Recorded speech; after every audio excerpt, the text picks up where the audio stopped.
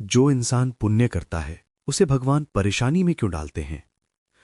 दोस्तों, अक्सर हमारे मन में एक सवाल उठता है कि जो इंसान सच्चाई के रास्ते पर चलता है, दूसरों का भला करता है, किसी का बुरा नहीं सोचता, फिर भी उसकी जिंदगी में दुख, कष्ट और परेशानियां क्यों आती हैं। अगर भगवान न्यायप्रिय हैं तो अच्छे इंसान को ही क्यों बार बार आजमाया जाता है। इसका उत्तर बहुत गहरा है।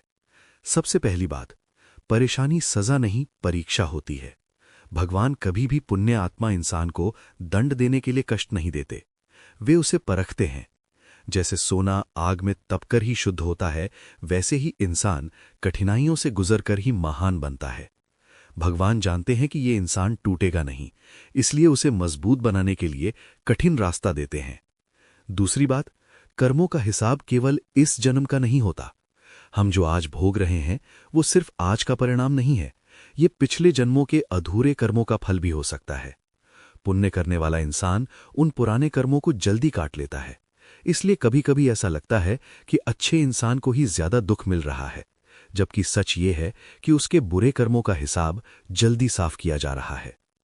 तीसरी बात, भगवान रास्ता आसान नहीं करते, इंसान को ताकतवर बनाते हैं। भगवान ये वादा नहीं करते कि तुम्हारी जिंदगी में कभी दुख नहीं आएगा। वे वादा करते हैं कि दुख जब आएगा तब तुम्हें उसे सहने की शक्ति देंगे। पुण्य आत्मा व्यक्ति को भगवान धैर्य, समझ और विवेक देते हैं ताकि वो हर हाल में सही रास्ते पर बना रहे। चौथी बात, भगवान अपने प्रिय को ज्यादा परखते हैं। महाभारत में देखिए, श्री कृष्ण के सबसे प्रिय पांडव थे, फिर भी उन्हें वनवास मिला, अपमान सहना पड़ा, युद्ध लड़ना पड़ा। भगवान राम को ही देख लीजिए, मर्यादा पुरुषोत्तम होकर भी उन्हें वन जाना पड़ा। इसका मतलब ये नहीं कि भगवान उनसे नाराज थे, बल्कि वे उन्हें आदर्श बनाना चाहते थे। पांचवी बात, दुख इंसान को अहंकार से बचाता है। अगर पुण्य करने वाले इंसान की जिंदगी हमेशा सुख में रहे तो उसके अंदर भी घमंड आ सकती है। परेशानी इंसान को विनम्र बनाती है, भगवान से जोड़े रखती है और जीवन का असली अर्थ सिखाती है। अंत में याद रखिए, भगवान देर करते हैं, अंधेर नहीं। पुण्य कभी व्यर्थ नहीं जाता।